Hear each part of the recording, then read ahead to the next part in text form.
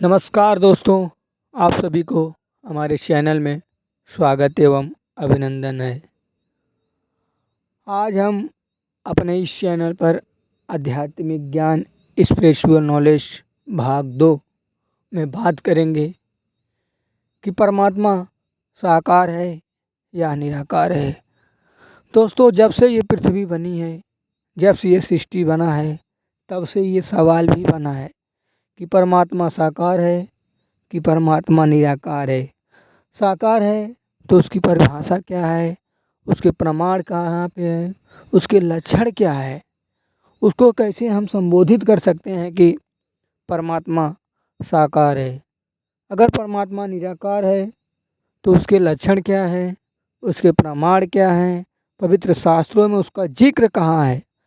अगर परमात्मा साकार है तो किन महापुरुषों को मिला है, उनकी क्या व्याख्याएं हैं, अगर मिला है तो उसका रूप आकार कैसे है और आता क्या है। अगर परमात्मा निराकार है तो किन महापुरुषों को मिला है, अगर नहीं मिला है तो उसके रूप और आकार क्या है। दोस्तों, आज इसी सवाल पे हम बात करेंगे और ये शंका का समाधान करने की कोशिश करेंगे। दोस्तों, आप लोग इस वीडियो में बने रहिए। आपके इन्हीं शंकाओं को, इन्हीं समस्याओं को समाधान के लिए हम इस वीडियो में आगे बढ़ते हैं।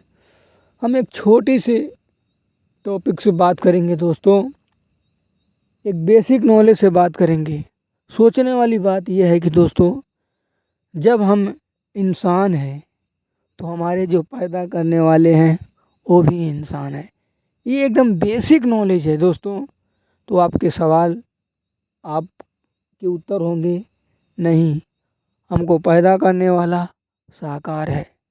ठीक इसी प्रकार दोस्तों, ये तो हमारे कर्म बंधन के पिता है, ये हमारे सांसारिक पिता हैं, जबकि परमात्मा हमारा वास्तविक पिता है। ये सोचने वाली बात है दोस्तों। जब हम इंसान हैं, इंसान की तरह हैं, तो हमारा पिता भी हमारे ही जैसा होगा, हमको बनाने वाला भी हमारे ही जैसा होगा। ये सोचने वाली बात है दोस्तों। ये नॉर्मली बेसिक नॉलेज है कि ये सृष्टि जो बनाया है वो इंसान के जैसा ही है, तभी तो ये सृष्टि बनाया है। अगर वो निराकार होता तो ये साकार सृष्टि बनाने की क्या ज़रूरत है। क्या ऐसी चीज़ आन पड़ी कि उसको साकार सृष्टि बनाना पड़ा है। इस बात से यह साबित होता है कि परमात्मा साकार है और साकार सृष्टि का ही निर्माण किया। रही बात उसके प्रमाण की, तो पवित्र शास्त्रों में, वेदों में, गीता में, शिव पुराण में हर जगह प्रमाण है कि परमात्मा साकार है। ऋग्वेद मंडल में आप उठा लीजिए, मंत्र 1 से लेकर ही हर जगह अग्नि अग्नि शब्द का इस्तेमाल किया गया, जबकि अग्नि शब्द का हिंदी रूपांतर होता है परमात्मना। कहीं कहीं ये भी स्पष्ट लिखा है कि मनुष्यता यानी कि परमात्मा मनुष्य के समान है। इसीलिए हमारे ऋषि, हमारे ज्ञानी लोग इस शरीर को नारायणी चोला कहते हैं। नारायणी चोला क्यों कहते हैं? क्योंकि नारायण भी इंसान की तरह ही है।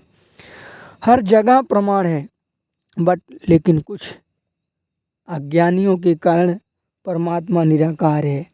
निराकार इसलिए है क्योंकि उन्होंने परमात्मा को ना ही देखा, ना ही उसके बारे में जाना, ना ही उनके जितने गुरु थे उन्होंने बताया, क्योंकि उनको गुरु भी अज्ञानी थे, उन्हें कोई सद्गुरु मिला नहीं।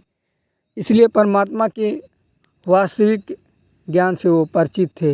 इसलिए उन्होंने कहीं कहीं लिखा है, जबकि रामायण में लिखा है कि नेति नेति जय वेद अनुपा निजा ने निरपाद अनुपा शंभु बिरंज विष्णु भगवाना तासे उपजे अंश तेनाना। वहाँ स्पष्ट लिखा है कि वो परमात्मा इतना ताकतवर है, इतना शक्तिशाली है कि हजारों ब्रह्मा, हजारों विष्णु को पैदा कर दे सकता है।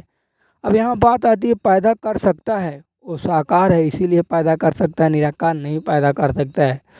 वो उनकी बुद्धि ही, वो उनकी अपनी मानसिकता है, परमात्मा निराकार है। उनकी अपनी वो सोच है कि परमात्मा निराकार है, उनकी अपनी थ्योरी है, जबकि परमात्मा साकार है। वेद भी कहता है, गीता भी कहती है, कुरान बाइबल भी कहता है, लेकिन उन अज्ञानियों को ज्ञान न होने के कारण वो कहते हैं कि परमात्मा निराकार है। दोस्तों, परमात्मा